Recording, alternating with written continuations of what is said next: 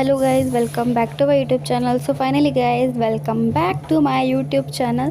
सो आपको पता है जैसे कि बहुत दिनों बाद आप लोगों को मेरे ब्लॉग में मेरी लाइब्रेरी के दर्शन हो रहे होंगे। सो हाँ गाइस, 10 डेज़ के गैप के बाद वो कुछ प्रॉब्लम हो गई थी, पर्सनल इश्यूज़ थे जिस वजह से मैं लाइब्रेरी नहीं जा रही थी। Then finally I am back और अभी स्टडी प्रॉपर वे से अब लाइब्रेरी में ही स्टार्ट होगी। जैसे कि घर पे बहुत सारी प्रॉब्लम्स को मेरे को फ़ेस करना पड़ा था, अब वो सारी प्रॉब्लम्स मुझे फ़ेस नहीं करनी पड़ेंगी और काफ़ी अच्छे से चीज़ें यहाँ पे होंगी। और मैं अपना लिमिटेड सामान ही लेके आई हूँ इस बार लाइब्रेरी में। बॉटल, 2 स्पायरल्स और अपना लैपटॉप और एक मेरी कॉपी है ना। अब धीरे धीरे ही मैं चीज़ों को सेटअप करूँगी और मैं लाइब्रेरी में अपना ज़्यादा सामान नहीं रखूँगी, बिकॉज़ ज़्यादा सामान रख लेते ना फिर कल को हमें ले जाना पड़े तो हमें ही प्रॉब्लम्स फेस करनी पड़ती हैं, तो और भी ज़्यादा प्रॉब्लम हो जाती है। सो मैंने सोचा अब चीज़ों को अच्छे से क्या कहते हैं करेंगे वापस से। जैसे कि हमारे करंट अफेयर्स तो डेली के चल ही रहे थे, देन साथ के साथ अब हमारा हिस्ट्री भी चलेगा, एनसीईआरटी जो कि हमने स्टार्ट की थी वो भी चलेगी काफ़ी अच्छे से कंटिन्यू वे में। रीजनिंग वगैरह ये सब भी चलेगा। जैसे कि आपको पता है कि यूपी पुलिस का पेपर लीक हो गया था तो वापस से होगा। तो अभी यूपी पुलिस की वैकेंसी भी कुछ कह नहीं सकते, 6 महीने के अंदर वापस से भर्ती हो सकती है, तो इस वजह से उसका भी हमें करते रहना होगा। तो अब हिंदी वगैरह भी स्टार्ट करेंगे, उसकी भी प्रिपरेशन करनी है हमें काफ़ी अच्छे से।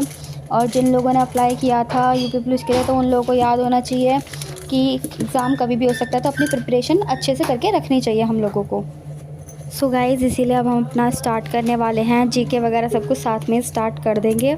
और वैसे भी अब अप्रैल लगने वाला है तो अप्रैल से सब चीज़ें सिस्टमेटिक बेस से होने वाली है, क्योंकि जब आपको पता है ना, जब नया मंथ स्टार्ट होता है ना तो क्या कहते हैं आपको पता ही है, जब और भी ज़्यादा ना मोटिवेशन आ जाता है और भी ज़्यादा डिसिप्लिन आता है कि हाँ अब चीज़ों को इस तरह से करना है हमें। सो अभी सब कुछ सेटअप करने के बाद और लाइब्रेरी आके देखा काफ़ी टाइम बाद, तो लाइब्रेरी का हुलिया ही चेंज हो गया था मतलब। और जहाँ पे मैं पहले बैठती थी वो वाली सीट भी किसी और ने ले ली थी, बिकॉज़ यार मैं अपना सारा सामान लेके गई थी ना, मैं कुछ भी नहीं छोड़ के गई थी। अगर मेरी डेस्क पे मेरी एक आध बुक्स भी होती ना तब भी कोई नहीं बैठता, बट मैं ना सब कुछ लेके गई थी, इस वजह से ना तो मेरी वाली सीट जो थी, मेरी डेस्क जो थी ना लाइब्रेरी की, वो पूरी खाली थी कॉर्नर वाली। तो मैंने देखा आज जाके तो सब अलग अलग बैठे हुए थे, तो मेरी वाली सीट पे कोई और बैठा था। तो देन मैंने सोचा कि मैं भी कोई और सी अब कॉर्नर वाली सीट देख लेती हूँ।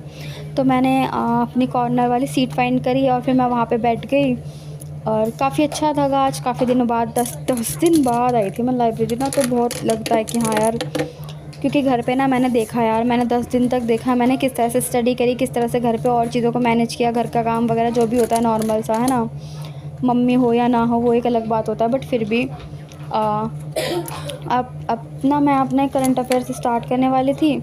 सो जैसे कि आज 26 तारीख है तो हमने कर दिया 26 के करंट अफेयर्स। और क्या कहते हैं, बिकॉज़ एक दिन होली की वजह से चीज़ें स्किप हो गई थी और वैसे भी उस दिन ना करंट अफेयर की क्लासेस हुई थी, किसी चीज़ की क्लासेस हुई नहीं थी। तो मैंने सोचा अब करंट अफेयर से स्टार्ट करते हैं। तो जैसे कि अभी आपको पता ही है, करंट में लास्ट टाइम हमने यही पढ़ा था, अरविंद केजरीवाल वाला चीज़ें चल रही थी, वो अरेस्ट हो गए थे, ईडी वगैरह के बारे में हमने पढ़ा था। देन यही सारी चीज़ें हमने उसमें डिस्कस करी थी। सो अब आज के करंट अफेयर्स में देखते हैं कुछ नया हमें मिले। तो हमने पहले करंट अफेयर्स में अपने कंट्री और कंट्री की कैपिटल्स और करेंसी के बारे में देखा था। देन इसमें हम अपने और भी चीज़ों के बारे में देखेंगे, सीएम वगैरह जो भी बहुत सारे चेंज हुए हैं। और करंट अफेयर्स तो आपको पता होता है नेशनल इंटरनेशनल दोनों तरीके के ही होते हैं। सो फिर हमने यहाँ पे स्टार्ट करे अपने करंट अफेयर्स, स्टेट वगैरह डाल लिया था यहाँ पे अच्छे से। और अभी यहाँ हमारी करंट अफेयर्स की क्लासेस स्टार्ट हो चुकी है, तो अभी करंट अफेयर्स चल रहे थे। और बहुत से लोग मुझसे ना पूछते हैं कि आप क्या कर रहे हो, कैसी प्रिपरेशन कर रहे हो। तो उन लोगों के लिए मैं एक ही जवाब दूंगी कि गाइज़ अभी मैं आपको यही बता सकती हूँ, जैसे गवर्नमेंट एग्ज़ाम्स की प्रिपरेशन की जाती है मैं भी वही कर रही हूँ। और मैंने लिमिटेड सोर्सेज से, लिमिटेड चीज़ों से ये प्रिपरेशन करना स्टार्ट किया है।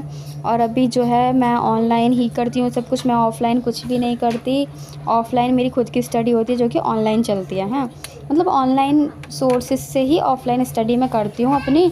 और बाकी आपको पता ही है काफ़ी सारे यूट्यूब चैनल अवेलेबल हैं, जो भी आपको टीचर बेस्ट लगता है आप उसकी क्लासेस अटेंड कर सकते हो। करंट अफेयर्स हो गया, रीजनिंग हो गई है ना, इंग्लिश हो गई, और हिस्ट्री वगैरह, जीके इसी में आ सकता है ना सारा कुछ। तो जीके में बहुत सारी चीज़ आती है, जीके में करंट भी आता है, नेशनल भी आ सकता है, हिस्ट्री, ज्योग्राफी, पॉलिटिकल, ये सब चीज़ें भी आती हैं इसके अंदर। तो वो उसके लिए आप खान सर की क्लासेस ले सकते हो। तो इसी तरह से आप अपनी चीज़ों को, चैनल को डिवाइड करके बहुत सारे अच्छे अच्छे टीचर आपको मिल जाएंगे यूट्यूब पे, जो कि सारी क्लासेस प्रोवाइड करते हैं, जिसमें आपको बेस्ट टीचर्स ही मिलते हैं, बेस्ट फैकल्टीज़ ही मिलती है। आजकल आपको पता है ऑफलाइन से ज़्यादा ऑनलाइन टीचर्स फेमस हैं। फेमस भी नहीं, मतलब उनकी चीज़ें अच्छी है, काफ़ी अच्छा पढ़ाते हैं, चीज़ों को बहुत अच्छे से रिवाइज़ कराते हैं और प्रैक्टिकली काफ़ी चीज़ों को करवाते हैं। बहुत सारी चीज़ों को एकदम एलोब्रेट करके, अच्छे से एक्सप्लेन करके, उनके एक्सपीरियंस और जो हमारी स्कूल की स्टडीज़ हैं वो तो बेटर होती ही हैं, मतलब बट दोनों में डिफरेंस भी है ना। कुछ बेनिफिट्स भी हैं और तो फ़ायदे नुकसान तो देखो चलते रहते हैं ना, बट आपका अपने ऊपर डिपेंड करता है ना, आप चीज़ों को कैसे करते हैं। फिर उसके बाद आप मॉक टेस्ट वगैरह भी लगा सकते हो। फ़िलहाल तो मैं मॉक टेस्ट वगैरह नहीं लगाती हूँ, बिकॉज़ मैंने अभी चीज़ें स्टार्ट करना ही शुरू किया है। अभी मेरे करंट अफेयर्स को कंप्लीट हुए 1 मंथ हो जाएगा, क्योंकि मैंने 1 मार्च से अपनी प्रिपरेशन को स्टार्ट किया था, है ना गाइज़। तो अभी देखो मैंने काफ़ी हद तक यहाँ पे अभी मेरे करंट अफेयर्स हो गए थे 10 या 11 करंट अफेयर्स जो होते हैं वो होते हैं, बट उसके अलावा इसमें सब पॉइंट्स होते हैं, जो इम्पोर्टेंट क्वेश्चंस होते हैं वो आते हैं इसके अंडर में, कि इंडिया की रैंक क्या है ना, और इम्पॉर्टेंट कौन सा डे है, 26 मार्च है तो कौन सा डे है ना, और 24 मार्च थी तो कौन सा दिन था। तो इन चीज़ों के बारे में ये इंपॉर्टेंट पॉइंट्स में आ जाते हैं। फिर जितने भी अवार्ड वगैरह होते हैं, जितने भी क्रिकेट से रिलेटेड चीज़ होती है, जितनी भी IPL, जितने भी ओलंपिक वगैरह, इन सब से जो रिलेटेड चीज़ें होती हैं ना, वो हमारे सब पॉइंट्स में सर कंप्लीट करवा देते हैं, जो कि जब मैं पूरा लिख लेने के बाद ना उन चीज़ों को अलग से हाईलाइट कर लेती हूँ अपने ही स्पायरल में, ताकि मेरे को पता चलते रहे कि, बिकॉज़ चाहे ब्लैक से लिख लो चाहे ब्लू से लिख लो, जब तक आप चीज़ों को हाईलाइट नहीं करते ना, तब तक आपका ना फिर चीज़ों को करने का फ़ायदा नहीं। क्योंकि पढ़ने के साथ साथ चीज़ों को हाईलाइट करना, जिससे ये होता है कि हाँ आप वो चीज़ें कर सकते हो काफ़ी अच्छी तरीके से, और वो होना चाहिए बहुत ज़रूरी। और कंसिस्टेंसी आपको मेंटेन करके रखनी चाहिए गाइज़। अगर आप चीज़ों में कंसिस्टेंसी नहीं मेंटेन करोगे, डिसिप्लिन नहीं मेंटेन करोगे, तो आपको पता है चीज़ें बिखर जाती हैं, जैसी बीच में मेरी बिखर चुकी थी। तो उसको वापस से गो थ्रू करने के लिए आपको वापस से उसी चीज़ पे आने पड़ता है, उतने ही घंटे देने पड़ते हैं, उतनी ही स्टडी आपको प्रॉपर वे में करनी पड़ती है।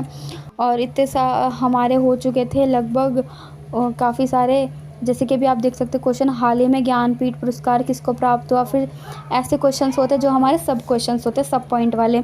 तो फिर इसमें ये पता चलता है कि ज्ञानपीठ पुरस्कार कब शुरू हुआ, पहले किसको दिया गया, आखिरी बार किसको दिया गया, अब कौन से नंबर का ज्ञानपीठ पुरस्कार दिया जा रहा है, कौन से नंबर का नोबेल पुरस्कार दिया जा रहा है ना। ऑस्कर अवार्ड जो हो गया, ये कहाँ पे दिया जाता है। जैसे कुछ अवार्ड हैं वो सिर्फ फ्रांस वगैरह में ही दिए जाते हैं बुलाकर, है ना। पहली बार किसको मिला, किसने दिया, कहाँ पे हुआ, है ना, कौन सी कंट्री में ऑर्गेनाइज़ होता है। ये सारी चीज़ें भी ना बहुत ज़्यादा इंपॉर्टेंट हो जाती हैं। जो पहली चीज़ होती है, जो आखिरी चीज़ होती है, फिर उसके बाद उसका ईयर भी मेन होता है, देन डेट वगैरह भी बहुत ज़्यादा इंपॉर्टेंट होती हैं उसको करने के लिए। तो इसी तरह से हमारे सब क्वेश्चंस होते हैं ये। इसी तरह से गाइस इसमें हमारे क्या कहते हैं, सब क्वेश्चंस जो होते हैं उसमें हमारी सारी चीज़ें कवर हो जाती हैं, जो कि हमें GK वगैरह, है ना, और वैसे भी करंट अफेयर्स से जोड़ कर रखती हैं, है ना। अभी IPL चल रहे हैं, जो भी टेस्ट मैच वगैरह चलते हैं उनके बारे में पता चलता रहता है इसके थ्रू। और करंट की चीज़ों में तो वैसे भी आपको पता ही यही सारी चीज़ें आती हैं। और जो CSK है उसके कैप्टन अब ऋतुराज को कर दिया गया है, धोनी अब उसके कैप्टन नहीं हैं। तो इस तरह से, और जो हमारा है चंद्रयान वगैरह को लेके भी क्वेश्चन आते रहते हैं, है ना। और जो लॉन्च हुआ था LVM-3 GSLV, है ना, GSLV ऐसे करके था एक 314 करके, उसमें क्वेश्चंस आते रहते हैं सर। तो बहुत सारी चीज़ें हैं जो हमारी इसमें कवर हो जाती हैं, है ना। और इसके साथ साथ हम जब वर्ल्ड की चीज़ों पे, इंटरनेशनल चीज़ों को भी कवर करते हैं ना, तो उसके बाद वो मैप में शो करना कि वो चीज़ कहाँ पे लोकेट है, कंट्री में क्या है ना, कैपिटल्स क्या हैं वहाँ पे, क्या कहते हैं उनकी ऑर्गेनाइजेशंस क्या हैं, काफ़ी सारी ऑर्गेनाइजेशंस होती है ना, उनके बारे में भी। सो मेरे करंट अफेयर कंप्लीट हो गए थे गाइज़, और अब हम इसमें स्टार्ट करेंगे NCERT। सो मैंने अपनी सेकेंड स्पायरल निकाल लिया था, और अब इसमें मैं अपने स्टार्ट करूँगी 6th क्लास की हिस्ट्री से। हम स्टार्ट कर रहे हैं, जैसे कि मैंने आपको बताया था, मुझे अपना फाउंडेशन भी साथ के साथ बना के चल रहा है, जिसके साथ साथ आपका जो ये है नॉर्मल जो क्वेश्चन आते हैं, मतलब गवर्नमेंट एग्ज़ाम्स में, SSC वगैरह की एग्ज़ामिनेशंस में, जैसे कि दिल्ली पुलिस वगैरह हो गया, UP पुलिस वगैरह हो गया, जिसमें हिस्ट्री, ज्योग्राफी, सिविक्स, पॉलिटिकल, इन सब के जो क्वेश्चंस आते हैं इसी में से तो आते हैं। अगर मैं इनके नोट्स भी प्रिपेयर करती रहूँगी तो मुझे ही बेनिफिट होगा ना, क्योंकि मैं नोट्स बनाती रहूँगी साथ के साथ, तो वो जो क्वेश्चंस हैं जो वन वर्ड में बनते हैं, तो मेरे वो चीज़ साथ के साथ कवर हो जाएंगे हैं। तो यहाँ पे मैंने हिस्ट्री का फर्स्ट चैप्टर तो मैंने उसके नोट्स प्रिपेयर कर लिए थे। देन अब मैं यहाँ पे इसके नोट्स सेकंड चैप्टर के नोट्स प्रिपेयर करने वाली हूँ, जिसके मैंने स्टार्ट कर दिए थे। तो घर पे थी जब मैंने तब स्टार्ट किया था, तो मैंने हाफ पेज ही लिख पाई थी उसके नोट्स ना, इतने ही बनाए थे मैंने, पूरे नोट्स नहीं बना पाई थी मैं अच्छे से, बिकॉज़ मेरे को समझ नहीं आ रहा था कैसे करना है कैसे नहीं करना। देन फिर मैंने यूट्यूब चैनल देखा और फिर मैंने ये नोट्स बनाना स्टार्ट किया। तो मैंने मयंक स्टडीज़ करके चैनल है, जो IAS स्टडी विद मयंक करके है ना, ऐसा IAS यूपी में UPSC है ना, ऐसे इस तरह से वो मतलब इस चीज़ों के इस लेवल पे नोट्स प्रोवाइड करते हैं, मतलब बुक को ही एनालाइज करके हम वैसे नोट्स बना सकते हैं। तो उस चैनल से मैं अपने नोट्स प्रिपेयर करती हूँ गाइज़। मैं अभी आपको दिखाऊंगी मैंने किस तरह से नोट्स बनाए हैं, नोट्स मेकिंग की है। मतलब मुझे ना लिखने का ही काम होता है, डायरेक्ट आप ये चीज़ समझ सकते हो, क्योंकि स्क्रीन पर वो बताते जाते हैं, चीज़ों को एक्सप्लेन करते जाते हैं, जिसमें पता चलता है कि हाँ हमने इस चीज़ों के बारे में स्टडी किया था। तो इसमें हमने पूरा स्थलों के बारे में स्टडी किया, इस वाले जो है ना हमारी यूनिट है सेकंड यूनिट में। तो इसके अंदर देख सकते हो अभी आप, है ना, ये आरंभिक काल की खोज के बारे में है इसमें, है ना। उसमें नगर जो थे, है ना, आखेट वगैरह हो गया, पाषाणकालीन जो हमारे युग होते हैं उनके बारे में हो गया, उत्तर मध्य पाषाण काल और नव पाषाण काल, इनके बारे में भी हमने इसमें लिखा था, है ना। और जो औजार वगैरह होते हैं उनके बारे में भी हमने इसमें स्टडी करी थी।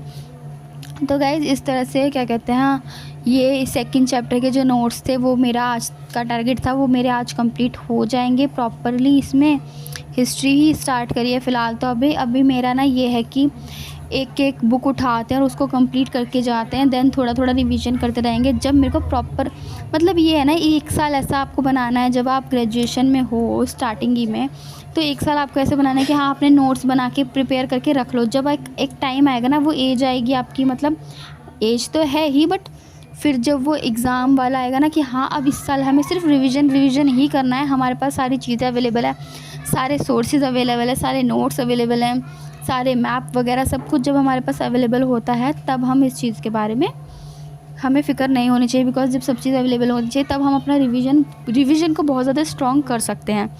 अभी तो नोट्स ही थे, और आपको ना अपने साथ एक्स्ट्रा पेन्स ज़रूर रखने हैं, आपकी वाटर बॉटल को फिल करके रखना है, ताकि आपको बार बार इधर से उधर उठ के ना जाना पड़े। और पेन वगैरह के साथ साथ आप अपने हाइलाइटर वगैरह को ज़रूर लेके बैठें। और आपको ना इस तरह से स्पायरल ख़रीद के रखनी है, 5-6 स्पायरल तो आपके पास रखनी है। अगर आपने स्टार्ट ही किया है ना अभी करना प्रिपरेशन, तो 5 स्पायरल्स तो आपके पास मेन होनी चाहिए। एक में जिसमें आप अपने करंट अफेयर्स कर सको, एक में आप जिसमें अपनी GK GS कर सको, है ना। वो आपके ऊपर डिपेंड करता है आप उस चीज़ को कैसे करते हो, बट आपके पास इतने होने चाहिए। स्पायरल्स में आपको पता ही है नोट्स काफ़ी अच्छे से बनते हैं। सो गाइज़ आज में बस इतना ही था।